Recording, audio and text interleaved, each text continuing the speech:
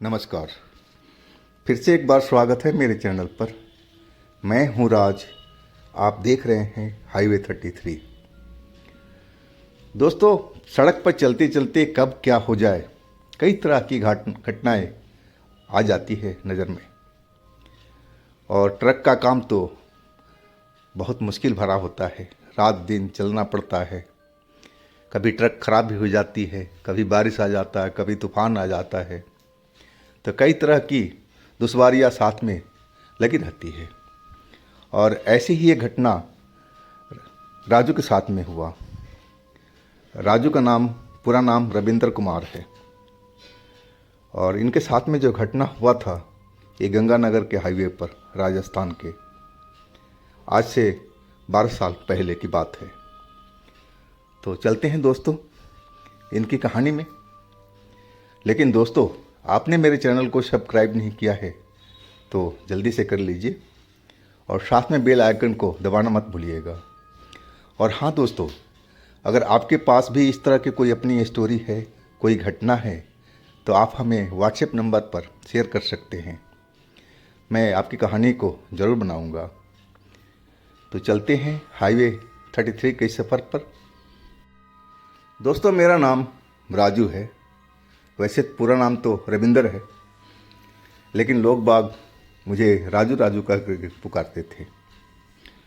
मेरी उम्र करीब 22 साल के आसपास हो चुकी थी और मैं अपने मामा के ट्रक पर काम सीखने के लिए लग चुका था। मामा कह रहे थे कि तुम्हें ड्राइवर बनाना है और ट्रक चलाना है, और इस काम में अच्छी पैसा है, कमाई है। तो मामा की बातों में मैं समझ गया था कि मामा सही कह रहे हैं, इनकी बात में दम है। तो मैं मामा के साथ में ट्रक पर काम करने लगा था। करीब 6 महीना हो चुका था उनके साथ काम करते हुए। और मामा मुझे बहुत सपोर्ट करते थे, हर एक काम मुझे सिखाते थे और मैं ट्रक चलाना सीख चुका था। लेकिन मामा कह रहे थे कि अभी तुमको कम से कम 6 महीने और लगेगा पूरी तरह से काम सीखने में, और ड्राइवर बनने में तो कम से कम अभी 1 साल का और टाइम लगेगा, पक्का ड्राइवर। मैं उनकी बात सब सुनता रहता था और कोशिश करता था कि मैं जल्दी से जल्दी सारा काम सीख जाऊं, मामा की तरह मैं भी एक अच्छा ड्राइवर बन जाऊं। और हम राजस्थान के हाईवे पर थे, गंगानगर के हाईवे पर। हमारा माल लोड था और अचानक एक सुनसान जगह पर, जहाँ खेते खेत दिखाई पड़ रहे थे, आसपास में कोई बस्ती तो थी ही नहीं, और शाम के करीब 5 बजे का टाइम था और हमारा ट्रक खराब हो गया। ऐसी जगह खराब हुआ था कि अब वहाँ पर कोई मिस्त्री मिलना ही मुश्किल था। अब उसके लिए तो शहर ही जाना पड़ता। और मामा ने तो बहुत कोशिश किया था कि देखूं उनसे रिपेयर हो जाए तो, लेकिन मामा से बात बनी नहीं। आखिरकार मुझे बोले, राजू बेटा, तुम अपना ट्रक में बैठो और मैं जा रहा हूँ शहर, कोई मैकेनिक को लेके आऊँ तभी बात बनेगी। और वो एक ट्रक का हेल्प ले करके वो चले गए थे शहर। जब वो वापस आए तो 7 बज चुका था, अंधेरा हर तरफ फैला हुआ था। वैसे तो चांदनी रात थी, लेकिन आसमान में बादल थे तो चांद भी छिप जाता था।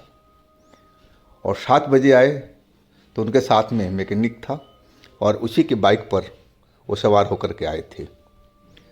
फिर आधा पौन घंटा लगा था मैकेनिक को इंजन में जो कमी थी उसको ढूंढने में। और फिर एक वो पुर्जा की तरफ इशारा करके बोला कि ये खोल के लेके चलना पड़ेगा, अब हमारे गैराज में ही सही हो पाएगा ये। मामा जी बोले ठीक है, खोल लीजिए। और खोलने में कम से कम 15-20 मिनट और लग चुका था। और फिर वो पुर्जे लेकर के मामा जी भी उनके साथ जाने लगे और मेरे से बोले कि राजू, तुम ट्रक को रखवाली करते रहना, देखते रहना, माल लोड है भाई, ध्यान रखना इस चीज़ को, ट्रक से दूर मत जाना कहीं पर। मैंने बोला, मामा जी जाना कहाँ है? मैं तो ट्रक में ही रहूँगा। और मामा जी ने मेरे लिए कुछ नाश्ता पानी भी लेके आए थे, मुझे याद आ गया तो मैं आपको बता दूं। और नाश्ता पानी भी लेके आए थे कि तुम इसको खा पी लेना, भूखे मत रहना। और फिर वो चले गए थे मैकेनिक के साथ में। रात तो हो ही चुकी थी और मुझे भूख भी लगी थी, तो जो लाए थे वो खा पी करके मैं ट्रक में बैठ गया था। गर्मी का रात था और अंदर गर्मी लग रही थी, अब बाहर हवा सही चल रही थी, तो मैं सोचा क्यों ना बाहर ही बैठा जाए। और सड़क के किनारे मैं एक पत्थर पर बैठ गया था। हवा अच्छी चल रही थी और टाइम में काटता रहा। मामा जी का अभी कोई आता पता तो था नहीं, पता नहीं कितना टाइम लगेगा। मैं कभी उठ करके घूमने लगता और कभी उसी पत्थर पर जा कर के बैठ जाता। मेरे पास मोबाइल नंबर तो था ही नहीं, मोबाइल था भी नहीं कि मैं मामा जी से बात करूं। तो मेरे पास और कुछ नहीं था समय काटने के लिए, तो इधर से उधर मैं कभी घूम जाता, कभी पत्थर पर आगे बैठ जाता, कभी ट्रक का राउंड लगा लेता। यही कर रहा था मैं। अब रात काफ़ी हो चुकी थी और मामा जी का अभी भी कोई पता नहीं था। और जो रोड पहले चल रही थी वो धीरे धीरे अब सन्नाटा फैलने लगा था। रोड पर ट्रैफिक था, अब बिल्कुल नामात्र का रह गया था। कभी कभी कोई गाड़ियाँ निकल जाती थी, नहीं तो रोड बिल्कुल खाली सा हो गया था। और मैं भी सोचा कि पता नहीं मामा जी कब आएंगे, चलो अब ट्रक के अंदर ही लेटा जाए। जब आएंगे तो उठा ही देंगे मुझे, क्योंकि मुझे थोड़ा ऐसी लग रहा था कि नींद आ रही हो, शरीर में थकावट सा महसूस हो रहा था। अब मैं जैसे ही जाने लगा ट्रक के पास में, तभी मैं देखा कि हमारे ट्रक के आगे में एक कार रुकी हुई है। कब कार आई मुझे पता ही नहीं लगा, ना कोई आवाज़ आई, और मैं हैरान सा देखने लगा था उस कार की तरफ में। वो सफ़ेद रंग की कार थी और चांद की रोशनी निकली हुई थी बादल से, सब कुछ साफ नज़र आ रहा था। और मैं हैरान था कि मैं काफ़ी देर से तो यहाँ बैठा हूँ, अब मुझे तो कोई आवाज़ ही नहीं सुनाई पड़ी। तो ये अचानक कार कहाँ से आकर के हमारे ट्रक के थोड़ी दूर पर लगी हुई थी, और उसमें है कौन? मैं थोड़ा जानकारी लेने के लिए सोचने लगा कि चलकर देखते हैं कि कौन है इस कार के अंदर में। और मैं उस कार के पास में पहुंच गया था। कार पुराने मॉडल की थी, वैसी कार तो बहुत कम ही नज़र आती है। और मैं कार के पास पहुंच करके देखने लगा था। दरवाजे तो बंद थे और अंदर में अंधेरा था, तो मुझे कुछ दिखाई नहीं पड़ रहा था। और मैं सोचने लगा कि छोड़ो, हमें क्या करना है, पता नहीं किसकी कार है, इसमें कोई है कि नहीं है, मालूम नहीं था मुझे। और मैं वहाँ से मुड़ने लगा था अपने ट्रक की तरफ जाने के लिए। और तभी अचानक वो दरवाज़ा खुला पीछे का और एक हाथ निकला उसमें से और मुझे झटके से अंदर खींच लिया। मैं तो बिल्कुल तैयार नहीं था और ये सब इतनी जल्दी हुआ था कि मुझे तो संभलने का मौका भी नहीं मिला था। बस मेरी एक चीख निकली थी और फिर मैं चुप हो गया था, डर के मारे कांप रहा था। हालत मेरी खराब हो चुकी थी कि आखिर किसने मुझे अंदर खींचा। ये सब इतनी जल्दी हुआ था कि मुझे कुछ समझ में नहीं आ रहा था कि मैं कहाँ पर आ गया, मुझे कौन खींचा, अब मुझसे लोग क्या, जो खींचा है वो क्या चाह रहा है। जब मैं अंदर देखा अंधेरे में, तो मुझे पिछली सीट पर एक आदमी बैठा हुआ दिखाई पड़ा। अब वो मेरी गर्दन को पकड़े हुए था और मेरे हाथ भी वो पकड़ रखा था। कहा जाए तो मुझे कस करके अपने हाथों से गिरफ्त में ले चुका था और मैं डरा हुआ था। मेरे मुंह से आवाज़ नहीं निकल रही थी डर के मारे। मैं अंधेरे में देखने लायक हुआ तो देखा कि जो इंसान बैठा हुआ है एक आम आदमी की तरह ही मुझे नज़र आ रहा था। मुझे कहीं से वो भूत प्रेत पिशाच ऐसी कोई चीज़ नहीं लग रहा था। मैं फिर बोला, आप मुझे क्यों अंदर खींचे हो? मुझे जाने दो, मेरा ट्रक बाहर खड़ा है। मैं तो बस देखने के लिए आ गया था कि अचानक ये गाड़ी कहाँ से आ गई है। आप मुझे जाने दो, छोड़ो मुझे। वो मजबूत व्यक्ति था, जो भी था, जो मुझे पकड़ा था। आखिर मैं भी तो था ही, मैं तो जवान ही था, लेकिन मेरे से भी बहुत ज़्यादा शक्तिशाली था वो। तभी आगे वाली सीट से एक औरत की आवाज़ सुनाई पड़ी।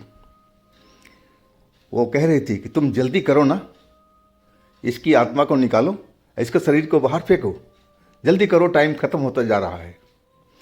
और मैं उस औरत की बात सुन करके कांप गया था।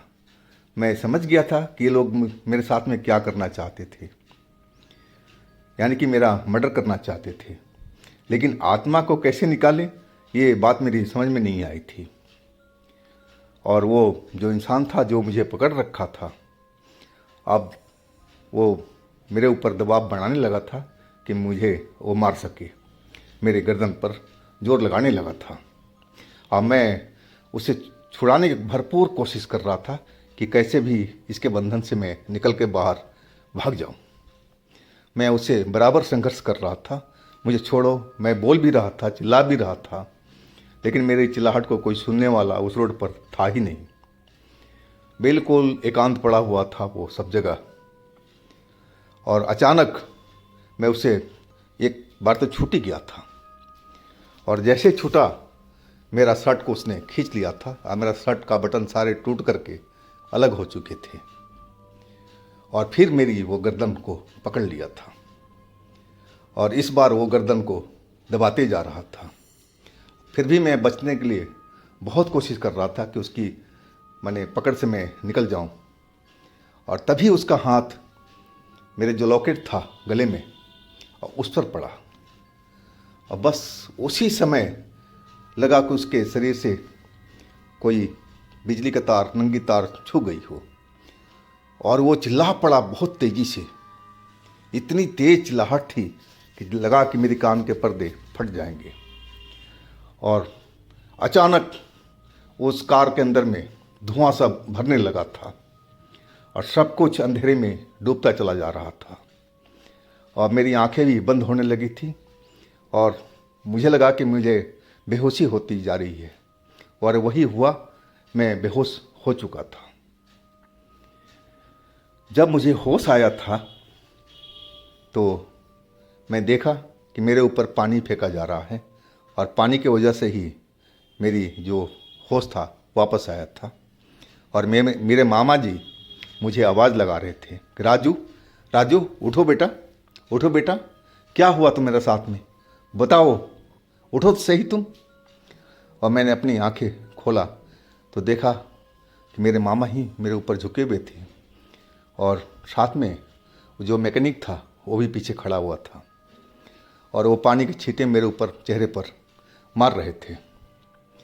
और मैं देखा कि मैं अपने ट्रक के पिछली सीट पर था। मैं कुछ पल तो कुछ बोल ही नहीं पाया था। अब पानी छिड़कना उन्होंने बंद कर दिया था। अब मेरे सर पर हाथ फेरने लगे थे मामा जी। बोले, बेटा राजू, क्या हुआ था, तुम उस जगह पर क्या कर रहे थे सड़क के किनारे?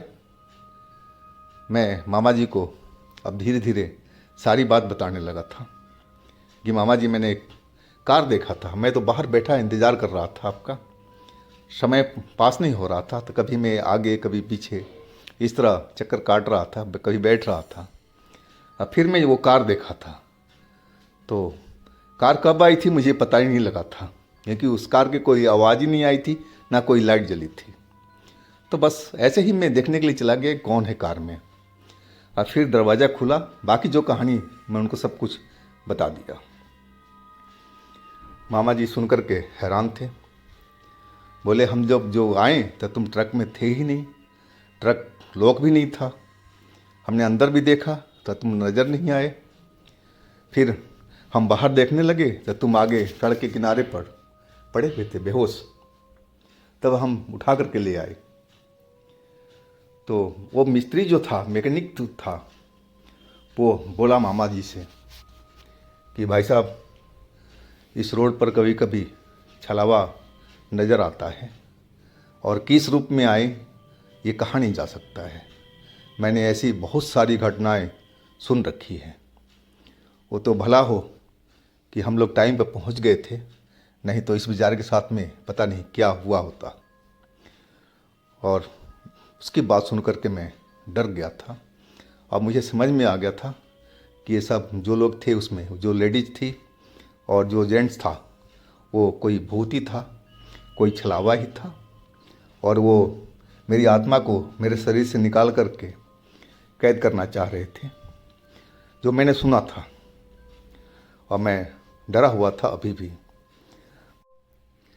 लेकिन मैं इतना ज़रूर जानता था कि जो मेरे गले में ताबीज़ थी, जो हमारे माँ ने मुझे पहनाई थी, और सब उसी का असर था। अगर वो नहीं होता तो वो तो मुझे मार ही देते, मेरी आत्मा को मेरे शरीर से निकाल ही देते। उनका हाथ जैसे ही मेरे ताबीज़ को छुआ था, और तभी वो गायब हो गए थे। कहा जाए तो मुझे छोड़ दिए थे, या फिर जो भी घटना हुआ था उसके बाद भी हुआ था। तो दोस्तों, ये थी आज की कहानी। अगर आपके पास भी है कोई ऐसी कहानी, घटना, तो आप हमें व्हाट्सएप नंबर पर ज़रूर शेयर कीजिएगा। और मेरे दूसरे चैनल पे भी आप लोग विजिट कीजिएगा, उनमें भी अच्छी अच्छी कहानियाँ भरी पड़ी हैं। लिंक मैं नीचे डिस्क्रिप्शन बॉक्स में दे रखा हूँ, तो एक बार आप लोग ज़रूर विजिट कीजिएगा। बहुत